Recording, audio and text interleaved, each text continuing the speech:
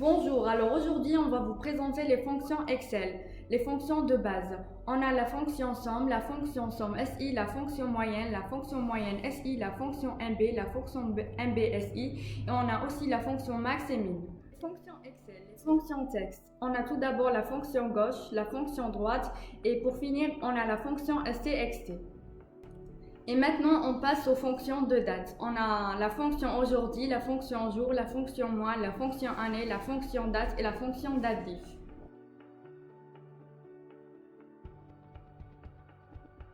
Tout d'abord, on a la fonction somme. Elle est plus utilisée. La fonction somme permet d'effectuer une addition de plusieurs nombres ou de calculer des totaux, comme représente le tableau suivant.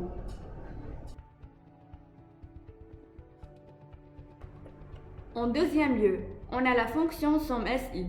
La fonction Excel somme SI permet d'effectuer une somme en tenant compte d'un critère. Voici la première syntaxe de la fonction somme SI, comme représente le tableau suivant. Et comme on peut le voir, on a deux syntaxes. Et voici la deuxième syntaxe de la fonction somme SI, comme on peut le voir dans le tableau suivant. En troisième lieu, on a la fonction moyenne. La fonction Excel moyenne renvoie la moyenne d'une série de valeurs. Voici la syntaxe de la fonction moyenne.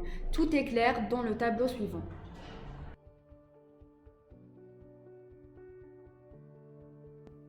Alors maintenant on passe à la fonction moyenne SI. Définition.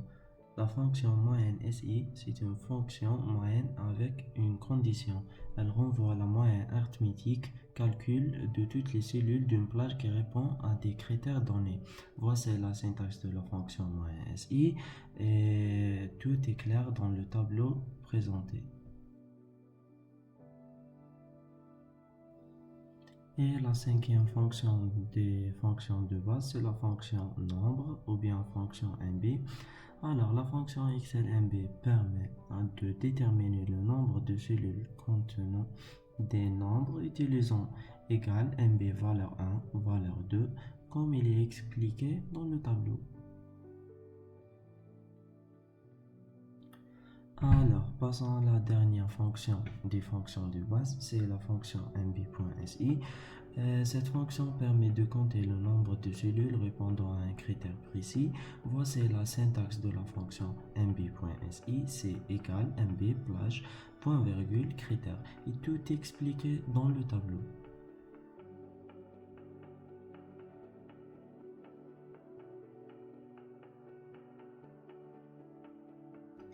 Alors maintenant on passe à la deuxième partie des fonctions Excel et c'est la partie des fonctions de texte. Alors on commence par la fonction gauche. La définition de cette fonction, c'est de récupérer le nombre de caractères de votre choix à la gauche d'une chaîne de caractères. Exemple d'utilisation, l'objectif ici est de récupérer le code qui correspond aux trois premiers caractères d'un numéro de code. En deuxième lieu, on a la fonction droite. Elle fonctionne juste comme la fonction gauche, mais juste à droite. Elle récupère le nombre de caractères de votre choix à la droite d'une chaîne de caractères. On a le tableau suivant. Exemple d'utilisation. L'objectif ici est de récupérer le code qui correspond aux deux premiers caractères de numéro d'étudiant en bien de code.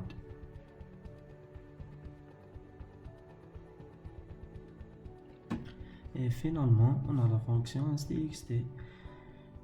Cette fonction récupère le nombre de caractères de votre choix dans une chaîne de caractères à partir d'un emplacement que vous indiquez ou bien vous choisissez.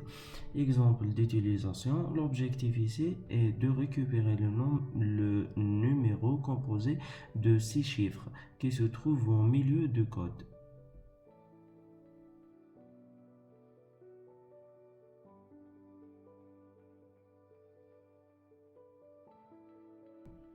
Alors, premièrement, on a la fonction aujourd'hui. La fonction Excel aujourd'hui affiche la date du jour et elle est actualisée chaque jour automatiquement.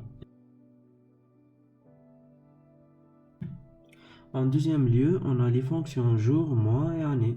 Alors, ces fonctions-là affichent juste la date de la journée ou le mois ou bien l'année. Et finalement, on a la fonction datif. Alors, cette fonction Excel est utilisable également pour calculer l'intervalle et la différence entre la date du jour et une date de votre choix.